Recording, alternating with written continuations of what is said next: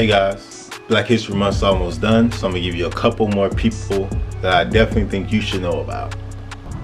So the first person we're going to talk about is Gregory, a man who transcended many roles. So he started off as a comedian. He was one of the first black comedians allowed in white clubs, and he spoke on social times, but he did it from a satirical point of view.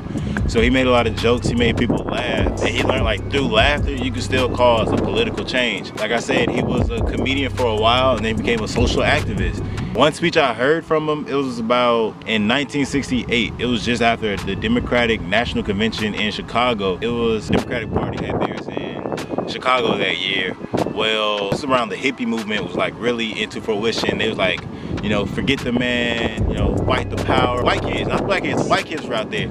So they staged a protest the same time as the Democratic National Convention. The mayor, the governor, just a lot of big ranking politicians didn't want that happening at all. So what they had, they militarized the police on the kids. So they threw tear gas, they sicked the dogs on them, they had the hoses, they were spraying in the hoses, all that stuff.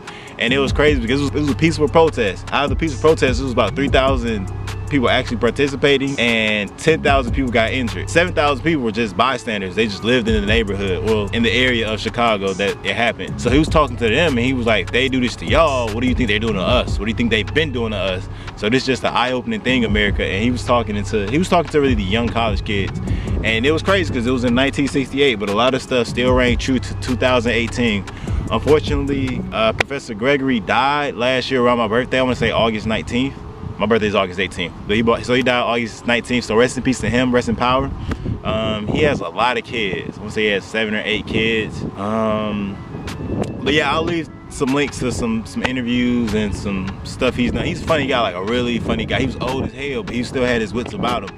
He definitely still had his wits about him. So yeah, that's it. Let's go to our next person. Hold on, before we go on to the next person, I gotta talk about brother Gregory one more time. So he said it and I did a little research, but he just exposed a little bit of the corruption in the political system. So he ran for president, so he's a write-in for president, and he didn't have a major party behind him. This man got 9 million votes in the state of Connecticut alone. And he was like, it's a computer system error. The government had to take all those votes back, and he just exposed that the popular vote, even though we think it's real, is not. It's not. He exposed that junk. And this happened, I forgot what year, I'm gonna tag it below. I think it was like early 70s, maybe mid 70s. But yeah, so let's go back to the next person. Another important historical figure for African Americans is this guy behind me right there. His name is Booker T. We're gonna get a little closer to him. The guy behind me is Booker T. Washington. He's an important guy. He's a bit controversial. I've recently seen HBCU documentary entitled HBCU Rising. It briefly, you know, explained a part of Hampton's history and the importance of Booker T. Washington. So he traveled, or actually walked across the state of Virginia just to come to Hampton University.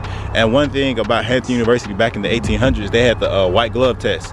So they would put them in a dirty room and they would have to clean the room out, and they would have to pass the inspection.